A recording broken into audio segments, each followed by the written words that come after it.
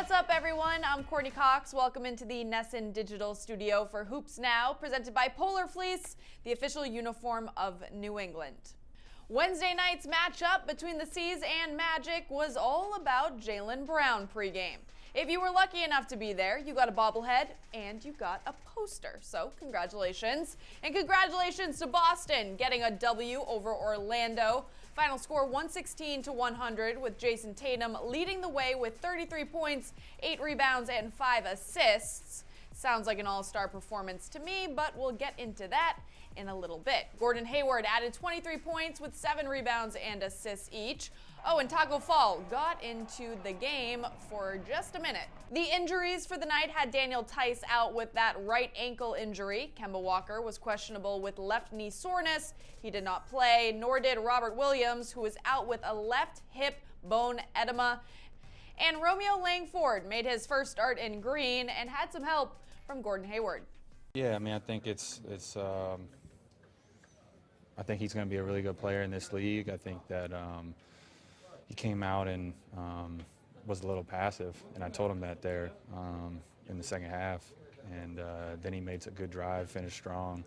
I think for him to be how young he is, and I think he's ahead of the curve. There's no doubt about that. And like I said, I think he's going to be a really good player. So it's good to see him get the chance to start, and I thought he did well. And one of the things Gordon had mentioned to us was that they told you you're being a little too passive early. I'm probably sure he didn't say it in those words, but what happened in the second half? Was that kind of what got you going to be a little bit more aggressive out there?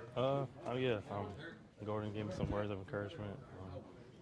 Just told me just go out there and just play. He knows I'm a good player and just make plays and don't be passive and just be aggressive with everything you do. How much did that help just from a psychological standpoint to hear those words from a vet? It helped a lot because he said he believed in me.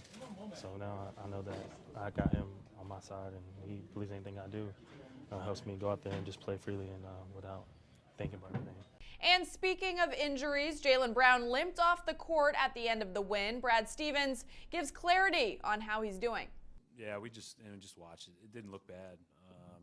It just looked like he stepped wrong and just tweaked it.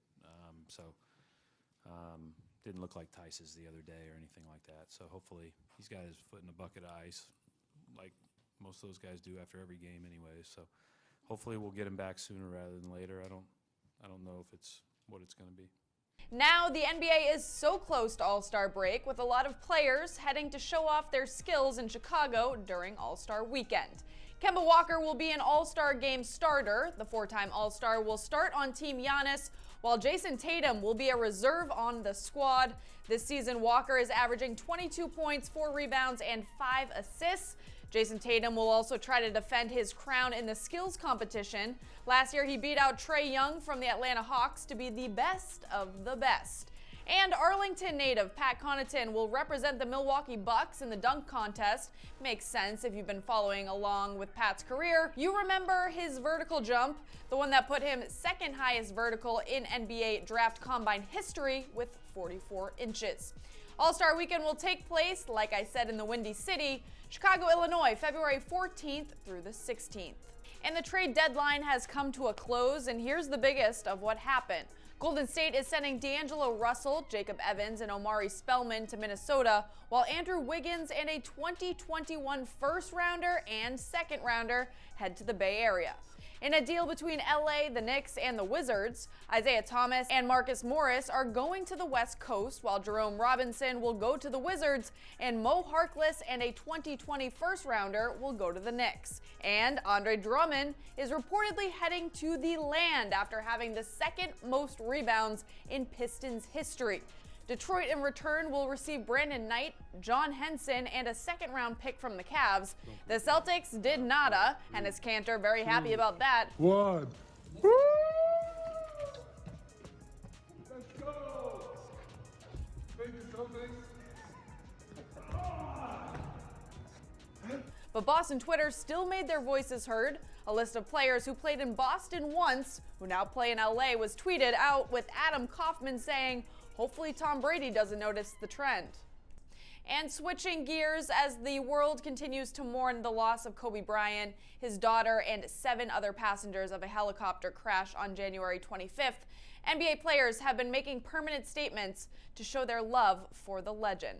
Shareef O'Neal posted his new tattoos that showed Mamba mentality, a number 24 jersey, a number 8 jersey, and a number 2 Gigi jersey.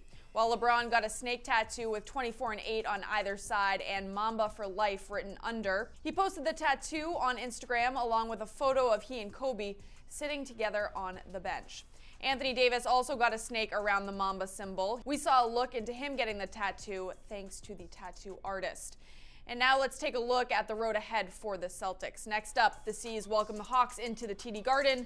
The Celtics just saw Atlanta on the road last Monday, Green taking that win 123-115. Then they head to Oklahoma City to take on the Thunder, Houston to take on the Rockets, and then come home to welcome the Clippers to town on Thursday the 13th. All right, that will do it for me. Thanks so much for hanging out. Keep it on NESN.com for all of your Celtics and NBA news, and we will see you next week.